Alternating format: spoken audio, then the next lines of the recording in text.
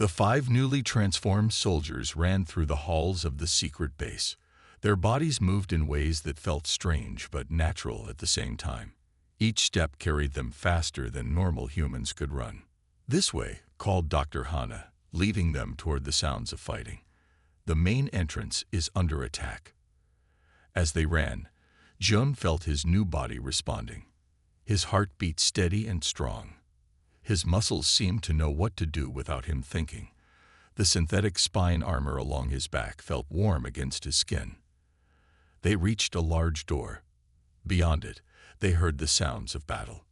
Gunfire, screams, the strange high-pitched noise of Vrek weapons. "The soldiers won't last long against Vrek technology," Dr. Hana said. "Are you ready?" Jun looked at his team. They nodded, eyes bright with determination, and something else, something wild. "Remember your training," Jun told them. "We're still soldiers, just better ones now." The door opened. The scene before them was chaos. 20 human soldiers fought against 10 Vrek warriors. The aliens stood 7 feet tall, with blue-gray skin and armor that seemed to bend light around them. Their weapons fired beams of energy that cut through walls and human bodies alike. Half the human soldiers were already down. The others wouldn't last much longer. "Now we see what we can do," Jun said. He felt the claws extend from his fingertips, hot with fusion energy. "Ta and Me, left flank. Sung and Da, right. I'll go center." They moved like shadows, faster than the eye could follow. Jun reached the first Vrek before the alien knew he was there. His claws cut through the alien armor like it was paper. Blue blood sprayed across the floor. Across the room, Tad leaped 15 feet into the air, landing on a Vrek's shoulders. Her claws drove down into the creature's head. Maid moved like water between the alien weapon's fire, dodging beams that would have killed her before. Her claws slashed across a Vrek's chest, cutting deep. Sung roared, a sound that was half human, half tiger, as he lifted a Vrek off its feet and threw it against the wall. The impact cracked the stone. Day was quieter, but just as deadly. He slipped behind a Vrek and slashed its legs, bringing it down before finishing it with a claw to the throat. The remaining human soldiers stared in shock. The Tiger Squad moved too fast to see clearly, cutting through the Vrek forces in seconds. But the aliens were smart. They adjusted quickly. One fired at the ceiling, bringing down rocks that nearly crushed Mai. Another used a shield that Sung's claws couldn't cut through right away. A Vrek captain, larger than the others, fired a weapon at Jun. He dodged, but not completely. The beam hit his arm. He expected pain, expected to see his arm gone. Instead, the synthetic spine armor spread out, covering the wound. It hurt, but he could still fight. "The armor adapts," he shouted to the others. "Don't be reckless, but we can take hits." The battle turned. The Tiger Squad worked together, using their new abilities with growing confidence. When it was over, all 10 Vrek lay dead. The Tiger Squad stood breathing hard, amazed at what they had done. That was, Ta couldn't find the words. "Incredible," finished Mai, looking at her hands. The claws had retracted, leaving no sign they had ever been there. Dr. Hana stepped forward, her face full of wonder and worry. "You did it. You actually defeated them." Day nodded slowly. "But there are thousands more out there. Millions, maybe." Some punched a wall, his fist cracking the concrete. "Then we'll kill them all." Jun noticed something. A strange feeling in his mind. An urge to hunt, to stalk, to pounce. The tiger DNA was affecting more than just their bodies. "We need to stay focused," he told his team. "We're still human. We fight for humanity." Dr. Hana checked her tablet. "The Vrek will send more forces soon. You should leave before they arrive in greater numbers." "Where do we go?" asked Mai. Jun thought for a moment. "We go hunting. We show the Vrek that Earth has teeth now." The Tiger Squad gathered weapons and supplies. As they prepared to leave the base, Jun felt both fear and hope. They were no longer just soldiers. They were something new. They were the Tigers, and they were ready to fight. The inside of Mount Hala was like another world. Clean white halls stretched deep into the mountain. People in lab coats rushed back and forth. Machines hummed. Lights blinked. Dr. Hannah met them in a large room filled with screens. She was tall with short black hair and tired eyes. She had not slept in days. "Captain June," she said, "I was told to expect you, but not so soon. The wreck moved faster than we thought." "Seoul has fallen," June said. "Most major cities too. What is Project Tiger? How can it help us fight back?" Dr. Hannah touched a screen. A 3D image appeared. It showed a human spine with strange metal parts attached to it. "This is the synthetic spine armor," she explained. "We created it using both human and tiger DNA, mixed with advanced metals and computers. It makes a person stronger, faster, and harder to kill." She touched another screen. This time they saw metal claws coming out from human fingers. "And these are the fusion claws.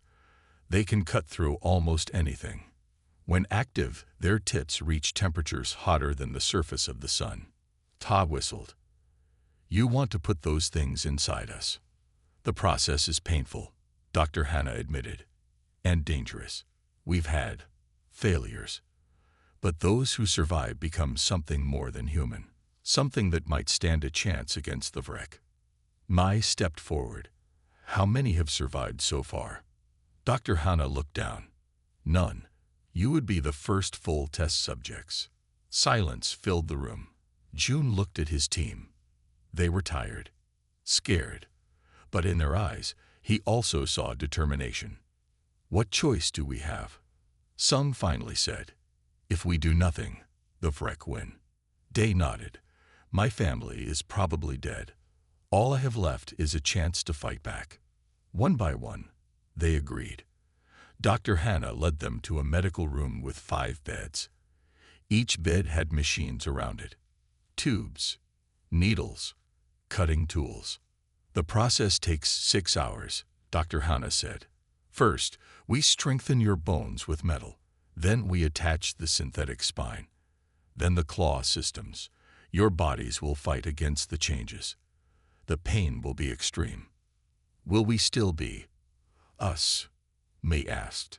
"When it's done, your minds will be the same," Dr. Hannah assured her. "But your bodies will be changed. You'll be faster. Your senses sharper. You might feel more aggressive, like the tigers we used in the DNA mix." They changed into hospital gowns and lay on the beds. Doctors strapped them down. "Last chance to back out," Dr. Hannah said. June looked at his team one last time. "For Earth," he said. "For Earth," they replied. The pain began. June felt like his body was being torn apart and rebuilt. Needles pushed into his spine. Drills cut into his bones. Machines pumped new blood and chemicals into his veins. He screamed until he couldn't scream anymore. Around him, his team did the same. Hours passed in a blur of pain and strange dreams. Then suddenly, it stopped. June opened his eyes. The world looked different, brighter. He could see tiny details he never noticed before. He could hear the heartbeats of the doctors across the room. "It worked," Dr. Hannah said, amazed. "All 5 survived. The first Tiger Squad." June sat up. He felt strange, powerful. He looked at his hands and concentrated. Metal claws slid out from under his fingernails, glowing with heat. Next to him, Tai was already standing, moving with new grace. Sung was testing his strength, bending a metal bar with ease. Mai and Dai were quieter, but their eyes showed the same wonder at their new abilities. An alarm sounded. A soldier burst into the room. "Doctor, Captain, the wreck have found us. They're attacking the mountain entrance." June stood up. His body felt light, ready. He looked at his team.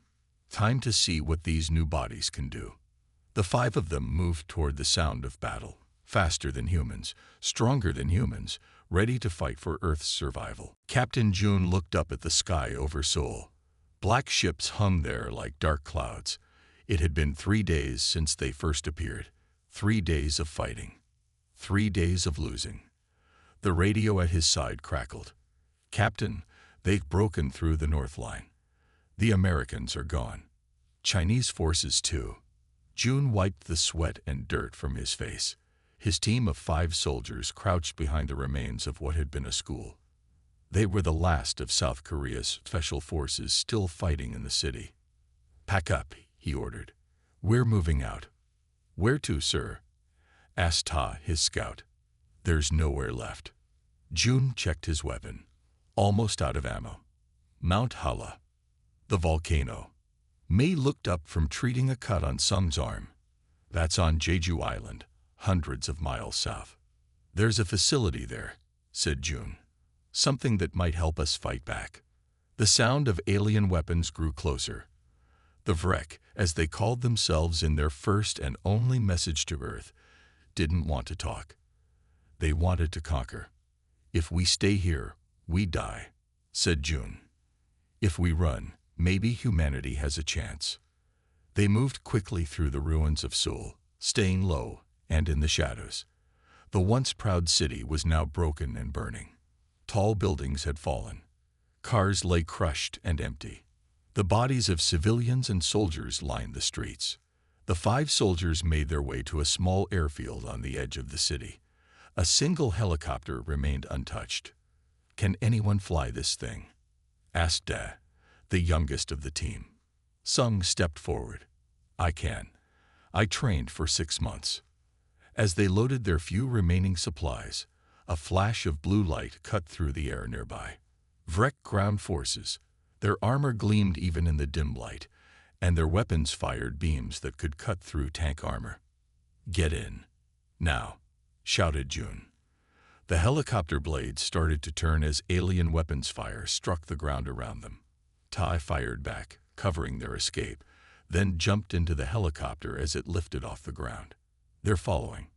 Mi pointed at 2 small Vrek ships rising into the air behind them. Sung pushed the helicopter to its limits, flying low and fast.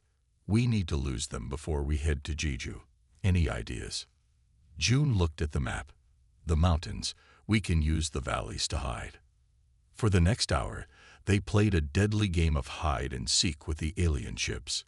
Twice they nearly crashed into mountainsides. Once, a Vrek energy beam came so close it melted part of the helicopter's tail.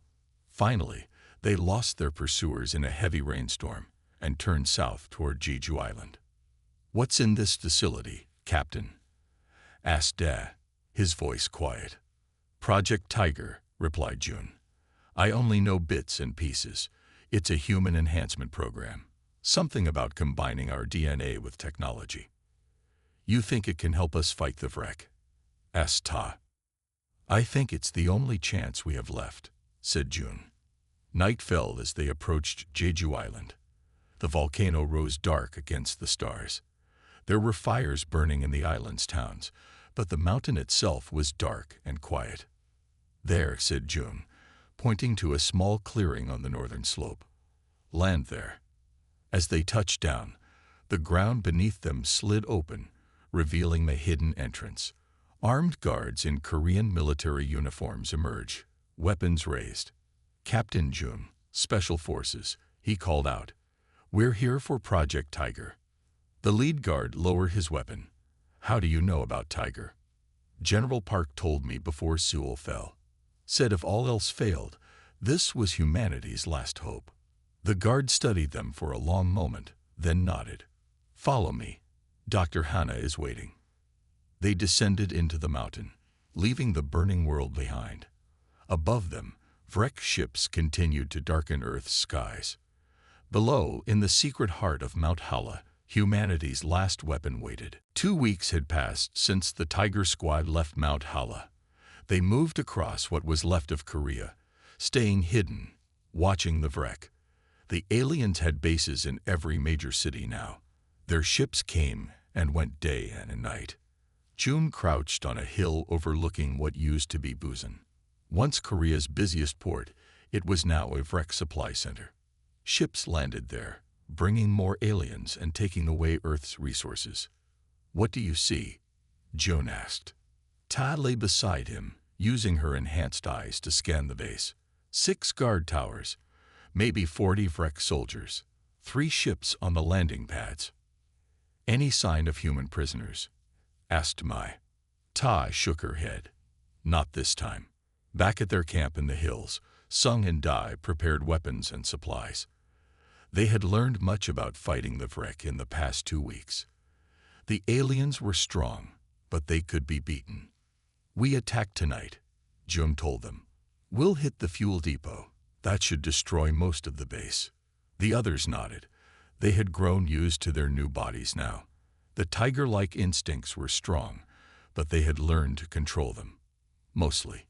"I'm worried about Sung," Mai said quietly to Jun. "He's getting more aggressive. Yesterday he wanted to attack in broad daylight." Jun had noticed it too. The transformation affected each of them differently. Sung embraced the tiger's rage. Dad was having headaches. Tae's senses were getting even stronger. Mai was the most balanced. And Jun. He felt the tiger inside him growing stronger each day. Sometimes he dreamed of running on 4 legs through a jungle. Sometimes he woke up wanting to roar at the moon. "We'll watch him," Jun promised, "but we need his strength." That night, they moved toward the wreck base. The full moon shone bright, but they didn't mind. Their eyes worked well in the dark, and the moonlight made the wreck guards easier to spot. "Remember the plan," Jun whispered. "Quiet and fast. No alarms until we're ready." They split into 2 groups. Jun, Tai, and Mai went for the fuel depot. Sung and Dai would create a distraction on the far side of the base. Jun's group moved like shadows through the base. Twice they had to hide as wreck patrols passed by. Once, Ta had to silence a guard who spotted them. Her claws made quick, quiet work of him. They reached the fuel depot. Large tanks filled with the strange liquid the wreck used to power their ships. Mai placed small bombs around the tanks while Jun and Tai kept watch. "Ready," Mai whispered. From the other side of the base came the sounds of explosions and alien screams. Sung and Dai had started their distraction. "Now," Jun said. Mai pressed a button. They ran. Behind them, the bombs began to count down. They were halfway to the base exit when a group of wreck soldiers appeared in front of them. The aliens raised their weapons.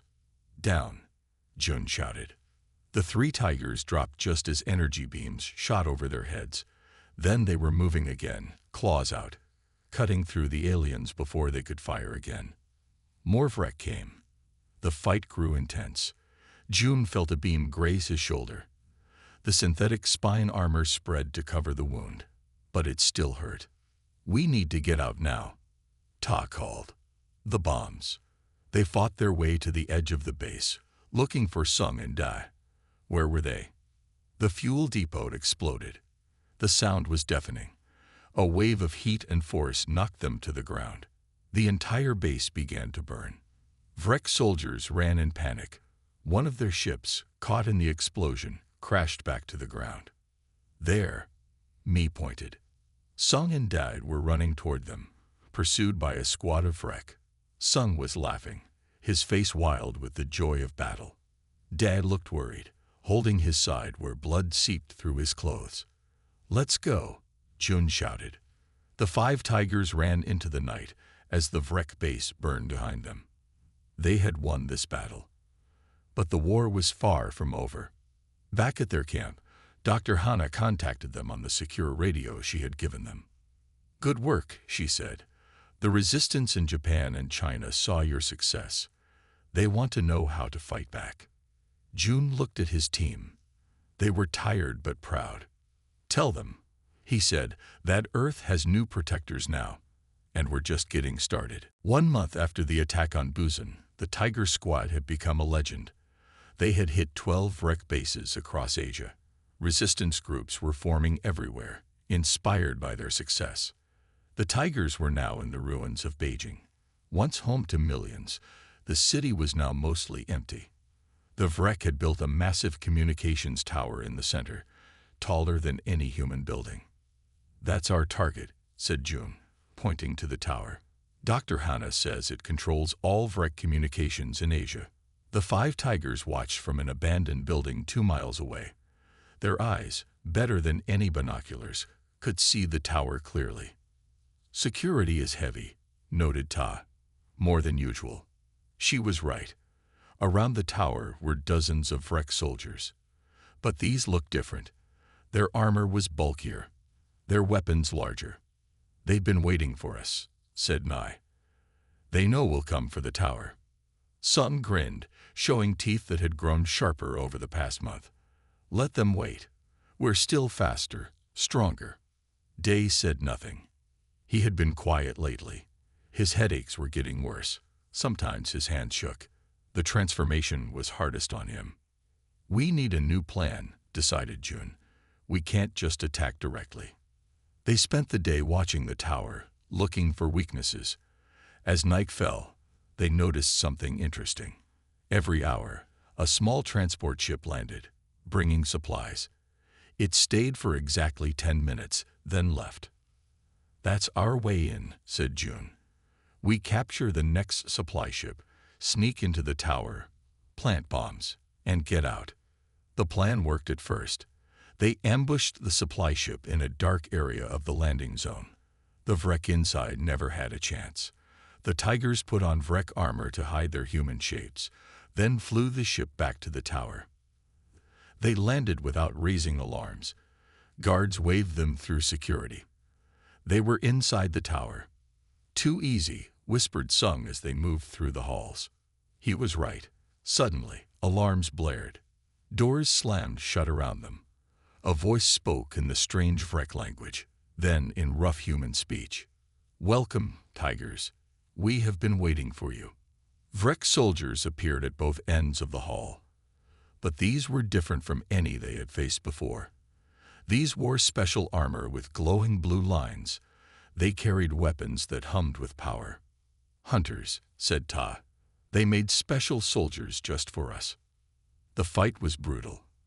The new Vrek hunters were almost as fast as the tigers.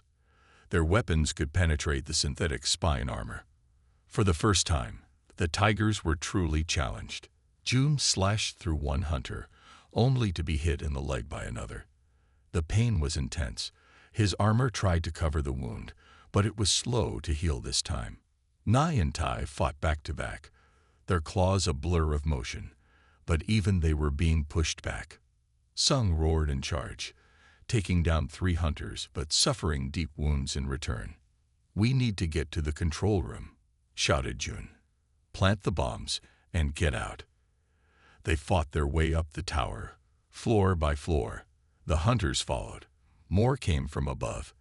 They were being trapped. There. Mi pointed to a large door ahead. That must be the control room. They made one final push. Dae, who had been fighting quietly and efficiently, suddenly surged forward. He took hit after hit but kept moving, creating a path for the others. They reached the control room. Inside were strange machines, blinking lights, and screens showing Earth from space. In the center was a map. It showed glowing spots all over the planet. "What are they doing?" wondered Ta. June studied the map. "These are drilling sites. They're digging deep into the Earth." "For what?" asked Mai. Before June could answer, more hunters burst into the room. In the chaos, Sung was separated from the group. A net of energy surrounded him. He fought, but couldn't break free. "Sung." June tried to reach him, but was driven back by hunter fire. "Go," Sung shouted. "Complete the mission. I'll find a way out." June made the hardest decision of his life. "Plant the bombs. We're leaving." They set their explosives around the room. Mid downloaded data from the Vrek computers onto a small device. As they fought their way to an escape ship, June looked back. Sung was being dragged away by the hunters, still fighting, still defiant. The tigers escaped as the tower began to explode behind them. They had struck another blow against the wreck, but this time the victory felt hollow. They had lost one of their own. 3 days after losing Sung, the remaining tigers gathered in an abandoned subway tunnel beneath the ruins of Pyongyang. May connected the device she had taken from the wreck tower to a small computer. "The data shows where they took Sung," she said. "A research facility on the edge of the city. They're keeping him alive." June looked at the map on the screen. "Why? Why not just kill him?" "They want to study him," said Dr. Hana through the secure radio. "They want to understand how the synthetic spine works, how the fusion claws function." Ta paced back and forth, her movements quick and nervous like a real tiger. "We have to get him back." "It's too dangerous," said Dr. Hana. "The facility will be heavily guarded. After Beijing, the Vrek know what you can do. They'll be ready." "We're not leaving him," said Jun firmly. "Sung is one of us." Day sat quietly in the corner. His face was pale. The headaches were almost constant now. "There's something else in that data," he said softly. "Something about what the Vrek want from Earth." May nodded and pulled up more files. Strange symbols and diagrams filled the screen. "They're drilling to reach the Earth's core. They need an element that's found there. Something they call blue fire in their language." "Why?" asked Jun.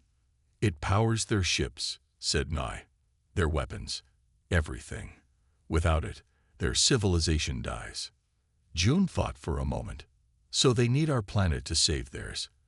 And they don't care if we all die in the process." "We have another problem," said Ta. "The Vrek are rounding up humans. Work camps are appearing all over Asia."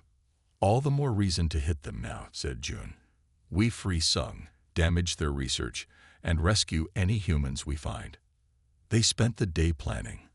The facility was large, with 3 rings of security. Guards patrolled day and night. Vrek hunters would surely be present.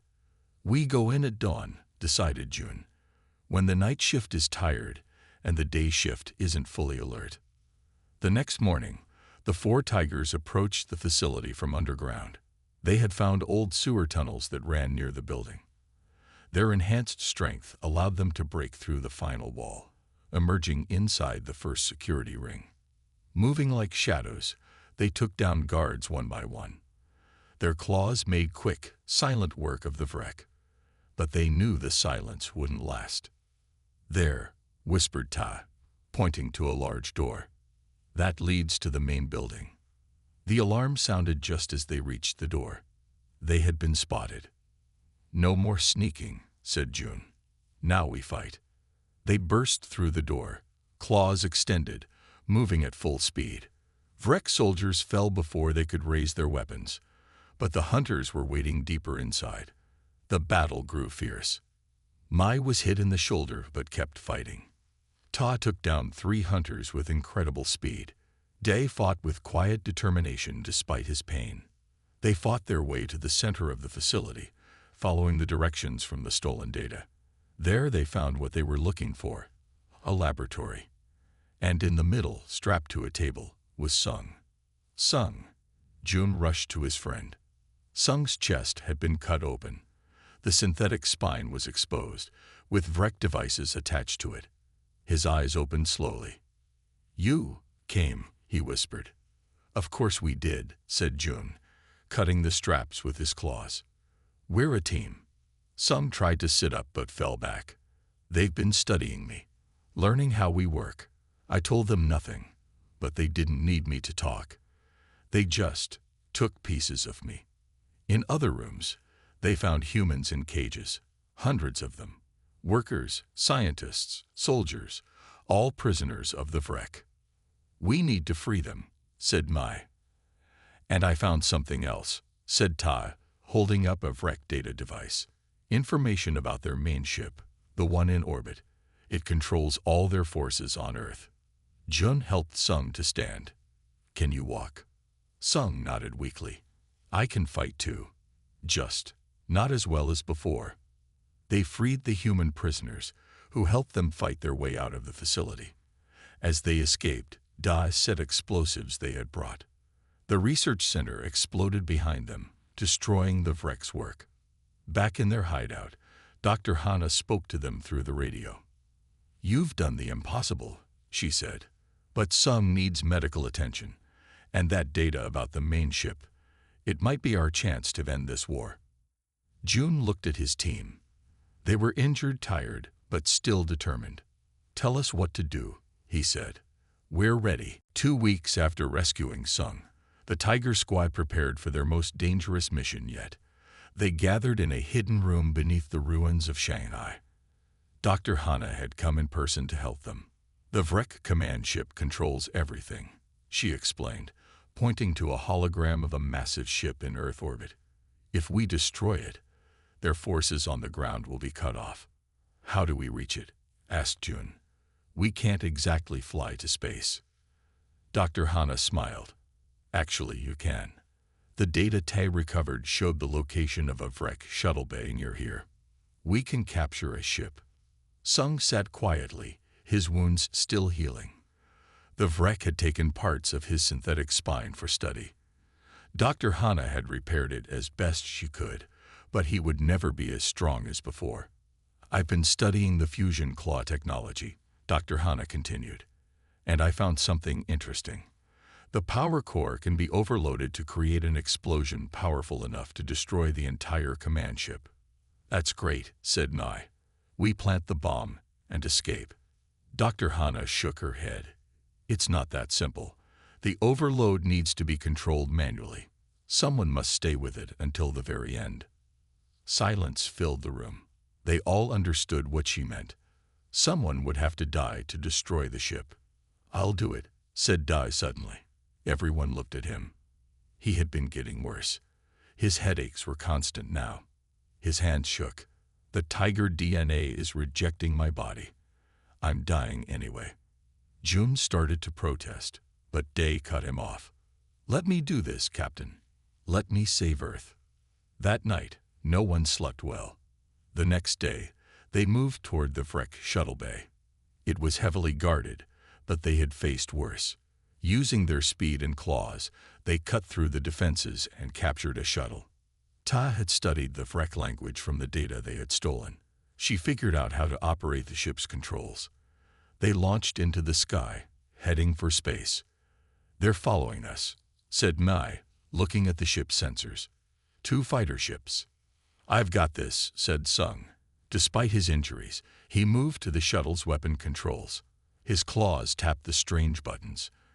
Energy beams shot from their ship, destroying one pursuer. The other fell back. The blue sky faded to black. Stars appeared. And there, growing larger in their view, was the Vrek command ship. It was enormous, like a city in space. "They're hailing us," said Ta, "asking for identification." "Send the codes from the data we stole," ordered June. It worked. The massive ship opened a docking bay for them. They landed among dozens of other Vrek ships. "Remember the plan," said June as they prepared to leave the shuttle. "We fight to the control center. Dai sets up the overload. The rest of us get back to the shuttle and escape." They moved through the ship, fighting when needed, hiding when possible. The Vrek were surprised to find tigers aboard their command ship. Alarms sounded. Hunters were called. In the heat of battle, they became separated. June, Nai, and Tai fought toward the control center. Sung stayed behind to hold off a group of hunters, buying them time. When they reached the control center, they found the Vrek Supreme Commander. It was larger than other Vrek, with golden armor and 6 arms, each holding a different weapon. "Earth vermin," it growled in broken human speech. "You have caused enough trouble." The fight was unlike any they had faced. The Supreme Commander was fast, strong, and skilled. It wounded Ta with a glancing blow. Mai was thrown across the room. June fought with all his strength, his claws barely penetrating the golden armor. The commander struck him down, standing over him with a weapon raised. Then Day appeared, quiet, Sikda, moving with sudden speed and purpose. His claws cut through the commander's armor. The fight turned. "Go!" Dai shouted to the others as he battled the commander. "I'll finish this and set the overload. Get to the shuttle." Jun hesitated, then nodded. He helped Unai and tie up. Come on, Da has made his choice. As they ran back through the ship, they found Sung still fighting. Together, the four tigers fought their way back to the shuttle. Behind them, in the control center, Dai defeated the Supreme Commander. With his last strength, he drove his claws into his own chest. The fusion power core began to overload, growing hotter and brighter. As pain filled him, Dai smiled. For Earth, he whispered. The Tiger Squad shuttle was just clearing the command ship when the explosion came. The massive ship broke apart, burning. The light was brighter than the sun. Four tigers watched in silence as their friends saved the world. 3 months after the destruction of the Vrek command ship, Earth was beginning to heal. Without their leaders and central command, the alien forces on the ground fell into chaos. Some fought to the death. Others tried to flee in the few ships that remained. Many simply surrendered. June stood on a hill overlooking Seoul. Parts of the city were being rebuilt. People walked in the streets again. Children played in parks that had been battlefields. The sky was blue, not filled with alien ships. It's strange to see it peaceful, said Mai, standing beside him. Ta nodded. I almost don't know what to do without a fight. Sung sat nearby, his body still showing the scars of what the Vrek had done to him. We fight differently now. We rebuild. The four remaining tigers had become heroes to the people of Earth. Their story had spread worldwide. How 5 enhanced soldiers had turned the tide against an alien invasion. How Dai had given his life to save humanity. Dr. Hana approached them, carrying a tablet. The world leaders want to meet with you, she said. They're gathering in what's left of New York next week. Why? Asked Jun. The war is over. Because the future is beginning, Dr. Hana replied. And you four are part of it. At the meeting in New York, leaders from every surviving nation gathered. The tigers were honored for their service. Then came the real purpose of the meeting. The Vrek left behind much of their technology, said the President of the United States. We're learning from it. Ships that can travel between stars, energy sources that could power our world for centuries, medical advances beyond our dreams. And weapons, added the Chinese premier. Weapons that could destroy us all if we're not careful. We need guides, said the Secretary General of the United Nations. People who understand both human needs and advanced technology. People who have proven they will sacrifice for the greater good. Jun realized what they were asking. You want us to lead the recovery. More than that, said Dr. Hana. We're establishing a new organization, the Tiger Initiative. Its purpose is to adapt alien technology for human use, train new enhanced soldiers to protect Earth, and eventually explore space. You want more tigers? Asked Sung, touching the scars on his chest. Improved versions, said Dr. Hana. I've refined the process. The next generation of enhanced humans won't suffer the side effects you experienced. No headaches, no rejection, no tiger instincts fighting with human minds. Mai looked doubtful. Are you sure that's wise? Creating more like us? The universe is bigger and more dangerous than we ever imagined, said the Secretary General. If we're to survive, humanity must evolve. You are the first step. Jun thought about Da, about his sacrifice. He thought about all they had lost in the war, all they had gained. If we do this, he said, we set strict rules. No forced enhancements. No child soldiers. The Tiger Initiative works for all humanity, not any single nation. The world leaders agreed. In the years that followed, the program grew. Hundreds, then thousands of volunteers received improved versions of the synthetic spine armor and fusion claws. The technology was refined further. 10 years after the war, the first human starship left Earth. Jun commanded it. Tai, Mei, and Sung were at his side, along with a crew of new tigers and unenhanced humans working together. As the blue planet shrank behind them, Jun thought of how far they had come. From a desperate last stand at Mount Haula to the stars. Da would have loved this, said Sung quietly. June nodded. He's with us. Part of him is in all tigers. The ship accelerated toward distant stars. Humanity was no longer alone in the universe, no longer helpless. The tigers had shown what humans could become when pushed to their limits. Strong, adaptable, undefeated. As they passed the orbit of Mars, Jum gave the order to activate the faster-than-light drive, another gift from the Freck technology. The stars blurred. The ship jumped. Humanity's next great adventure had begun. The end.